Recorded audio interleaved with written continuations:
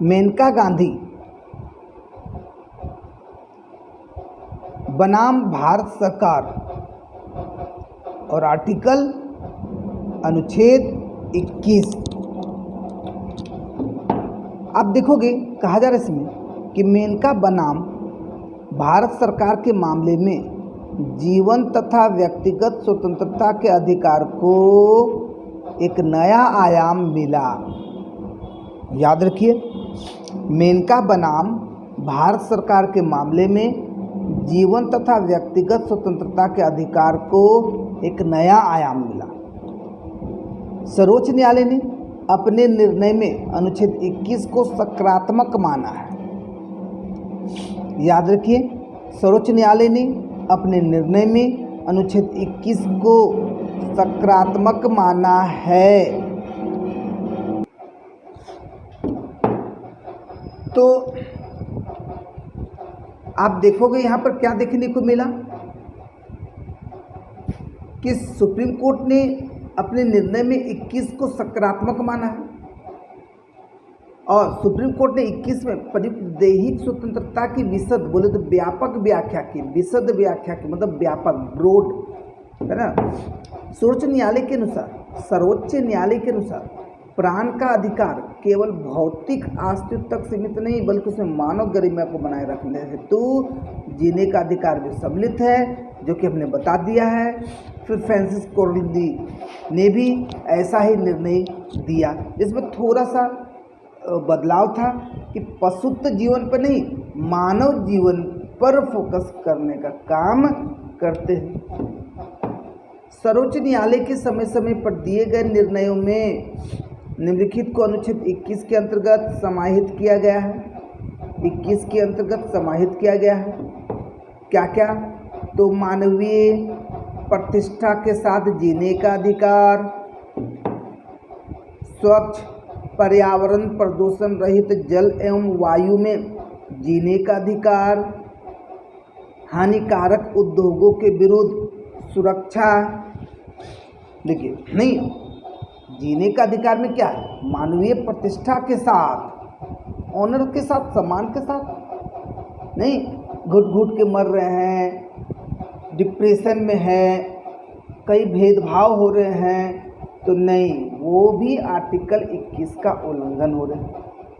स्वच्छ पर्यावरण प्रदूषण रहित जल एवं वायु में जीने का अधिकार एवं हानिकारक उद्योगों के विरुद्ध सुरक्षा। अब ये नहीं आप देखोगे कोयलरी खदान या कोई माइंस में चले जाओगे, वैसा धूल आप देखोगे कहीं ना कहीं मतलब ज़्यादा से ज़्यादा देखने को मिलते हैं। तो सोच लीजिए, ज़्यादा से ज़्यादा देखने को मिलते हैं तो वहाँ पर आप उल्लंघन कर रहे हो, आपकी आयु घट सकती है। आप क्यों? क्योंकि आपकी धीरे धीरे अगर आप धूल वाले इलाकों में, डस्ट वाले इलाकों में रहते हैं जहाँ पर्यावरण सही नहीं है, तो कई रोगों के शिकार होंगे, कई रोग के शिकार होंगे, क्योंकि वहाँ जल सही नहीं होंगे, वायु सही नहीं होंगे, तो आप जीने के अधिकार को खोने का काम करोगे। तो आपको यहाँ पर सुरक्षा दिया जाता है ताकि हानिकारक उद्योग या हानिकारक पर्यावरण से आप बचे रहने का काम करें और सुरक्षित भी रखें और खुद भी रहे।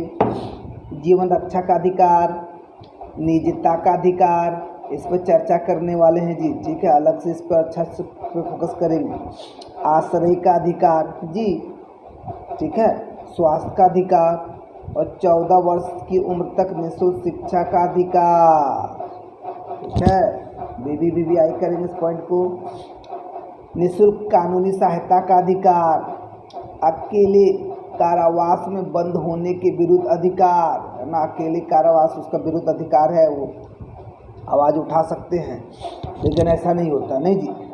त्वरित सुनवाई का अधिकार, तुरंत हो सुनवाई, हथकड़ी लगाने के विरुद्ध अधिकार, अमानवीय व्यवहार के विरुद्ध अधिकार, फांसी में देरी के विरुद्ध अधिकार, विदेश यात्रा करने का अधिकार, बंधुआ मजदूर करने के विरुद्ध अधिकार, हिरासत में शोषण के विरुद्ध अधिकार, आपातकालीन चिकित्सा सुविधा का अधिकार, सरकारी अस्पतालों में समय पर उचित इलाज का अधिकार, सरकारी अस्पतालों में समय पर उचित इलाज का अधिकार,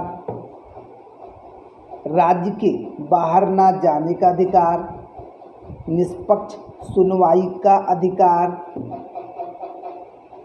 कैदी के लिए जीवन की आवश्यकताओं का अधिकार, महिलाओं के साथ सम्मानपूर्वक व्यवहार करने का अधिकार, सार्वजनिक फांसी के विरुद्ध अधिकार, सुनवाई का अधिकार, सूचना आरटीआई बोलते ना जी, आरटीआई ना बोलते जी, राइट टू इंफॉर्मेशन, सूचना का अधिकार, प्रतिष्ठा का अधिकार, दो सिद्धि वाले न्यायालय आदेश से अपील का अधिकार, सामाजिक सुरक्षा तथा परिवार के संरक्षण का अधिकार, बार केटर्स के विरुद्ध अधिकार, जीवन बीमा पॉलिसी के विनियोग का अधिकार, सोने का अधिकार, शोर प्रदूषण से मुक्ति का अधिकार, विद्युत बिजली का अधिकार।